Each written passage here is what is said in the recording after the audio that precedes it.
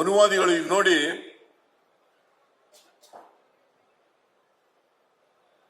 ಪ್ರಿಯಾಂಕ್ ಖರ್ಗೆ ಏನ್ ಹೇಳಿದ್ದಾರೆ?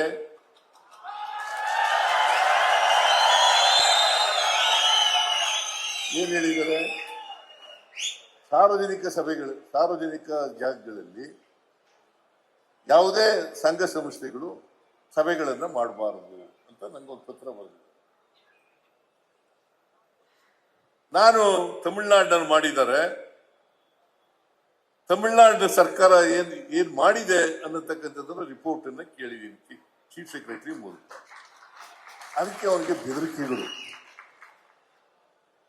ನೋಡಿ. ಪುರುಷೋತ್ತಮ, ನಿನಗೂ ಬೆದರಿಕೆ ಬರ್ಬೋದು. ಸ್ವಾಮೀಜಿ, ನಿಮಗೂ ಬೆದರಿಕೆ ಬರ್ಬೋದು, ಬಂದಿರ್ಬೇಕು ಈಗಾಗಲೇ. ನೋಡಿ ಹೆಂಗೆ ನಮ್ಮ ವ್ಯವಸ್ಥೆನಲ್ಲಿ ನಾವು ಈ ಬದಲಾವಣೆ ಮಾಡಲಿಕ್ಕೆ ಪ್ರಯತ್ನ ಮಾಡಿದಾಗೆಲ್ಲ ಕೂಡ ಇಂಥದೇ ಬರ್ತದೆ. ಈಗ ನಾನು ಮೌಢ್ಯಗಳು, ಕಂದಾಚಾರಗಳು, ಮೂಢನಂಬಿಕೆಗಳು ಒಂದು ಕಾನೂನು ತಗೊಬಂದದು ಅಲ್ವಾ? ಯಾಕೆ ತಗೊಬಂದು?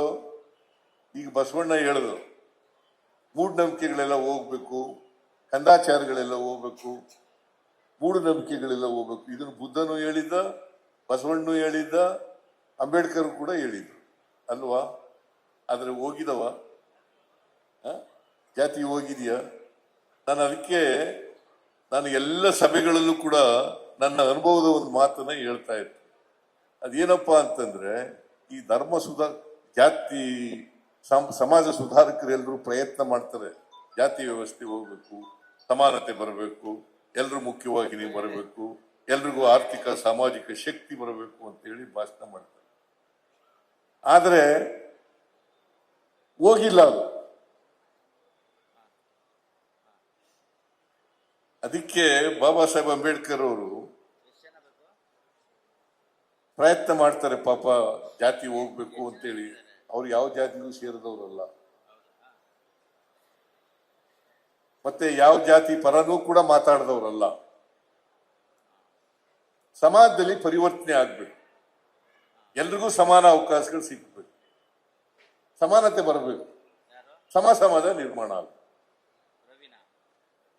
ಅವಕಾಶಗಳಿಂದ ವಂಚಿತರಾಗಿರ್ತಕ್ಕಂಥ ಜನರಿಗೆ, ಶೋಷಿತ ಜನ, ಅವರು ವಿಮುಕ್ತರಾಗಬೇಕು ಅಲ್ಲಿಂದ.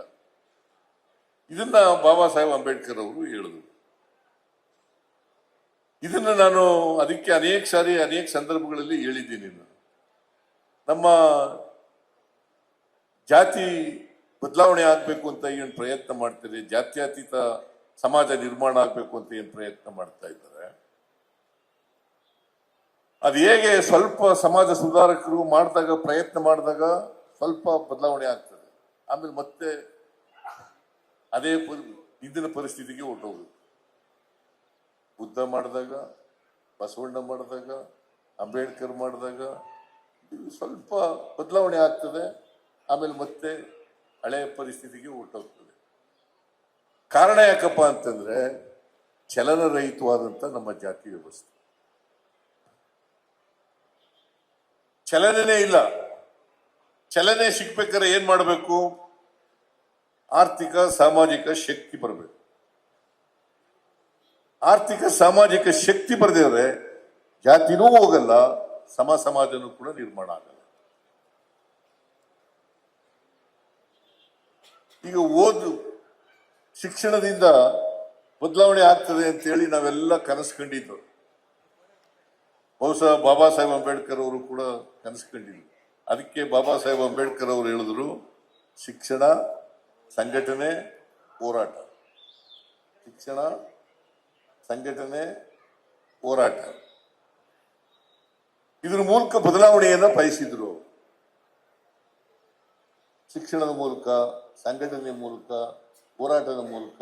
ಯಾಕಂತಂದ್ರೆ ಹೇಳಿ ಕೇಳಿ ನಮ್ದು ಜಾತಿ ವ್ಯವಸ್ಥೆ ಇರ್ತಕ್ಕಂಥ ಸಮಾಜ, ಚತುರ್ವರ್ಣ ವ್ಯವಸ್ಥೆ ಇರ್ತಕ್ಕಂಥ ಸಮಾಜ.